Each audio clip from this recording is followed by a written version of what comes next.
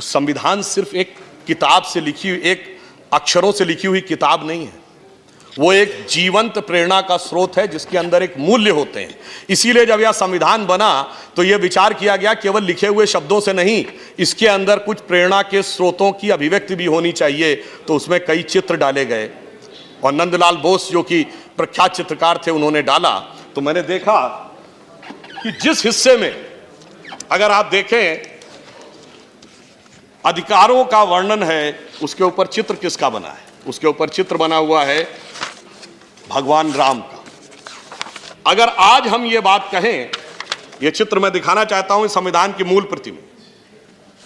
आज भगवान राम का विषय अगर किसी सरकारी पुस्तक के ऊपर भी आ जाए तो मेरे विचार से बहुत बड़ा वितंडावाद खड़ा हो जाएगा। परंतु संविधान निर्माताओं के विचार में सारे अधिकार मर्यादा की सीमा के अनुसार हैं। शायद इसीलिए उन्होंने उस पृष्ठ के ऊपर भगवान राम के उस चित्र को रखा। और आपने यह भी देखा कि भगवान राम का विषय, राम जन्मभूमि का विषय भी सभी मर्यादाओं और व्यवस्थाओं को पूर्ण करते हुए मर्यादा पुरुषोत्तम का विषय पूरी मर्यादा के साथ अपने मुकाम तक पहुंचा।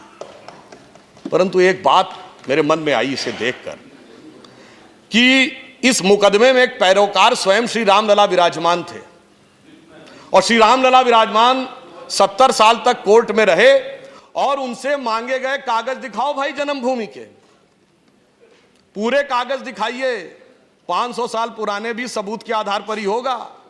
और सभापति महोदय, कागज सिर्फ हिंदी और संस्कृत में नहीं, अंग्रेजी में नहीं, फारसी में भी दिखाने पड़े जो फारसी के कागज थे। और यह प्रमाण है, हमारे विरोधी पक्ष में तो कपिल सिब्बल जी उस विषय में रहे, उन्होंने वो फारसी के कागज देखे होंगे। कहावत है ना, हाथ कंगन को आरसी क्या, पढ़े लिखे को फारसी क्या। उन्होंने दिखाया और जो लोग काफी ऊंचे ऊंचे हाथ उठाकर कहते थे कागज और सबूत के आधार पे ही रामलला जहां विराजमान है वह तय होगा, किसी यकीन पे नहीं तय होगा, वो आज कहते हैं हम जहां विराजमान है वहां मान लो, कागज दिखाने की जरूरत नहीं। इसे देखकर तो मुझे सभापति जी ऐसा लगता है कि शायद रामचंद्र कह गए सिया से ऐसा कलयुग आएगा कि रामलला तो कागज देंगे बाकी कोई ना दिखाएगा। अब मैं इसके आगे ये कहना चाहता हूं कि आज नहीं, वो तो बहुत लंबे समय तक हो चुका। अब मैं ये कहना चाहता हूं, अभी जिस बात का उल्लेख भूपेंद्र जी ने किया 2003 की समिति का, उसका उन्होंने उल्लेख कर दिया कि सिटीजनशिप अमेंडमेंट एक्ट के लिए 2003 में जो कमेटी बनी थी मिनिस्ट्री ऑफ होम अफेयर्स की, जिसकी अध्यक्षता प्रणब मुखर्जी जी कर रहे थे, उन्होंने सदस्यों के नाम भी बता दिए। उसमें सिर्फ 2 पॉइंट मैं ऐड करना चाहूंगा।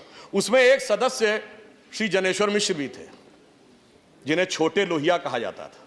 मेरे विचार से आज कोई भी समाजवादी यह दावा नहीं कर सकता कि वो श्री जनेश्वर मिश्र जी से बेहतर संवैधानिक, सामाजिक या राजनीतिक समझ रखता हूं। और उस कमेटी के रिपोर्ट के बिंदु क्रमांक 9 में एक महत्वपूर्ण बात लिखी थी।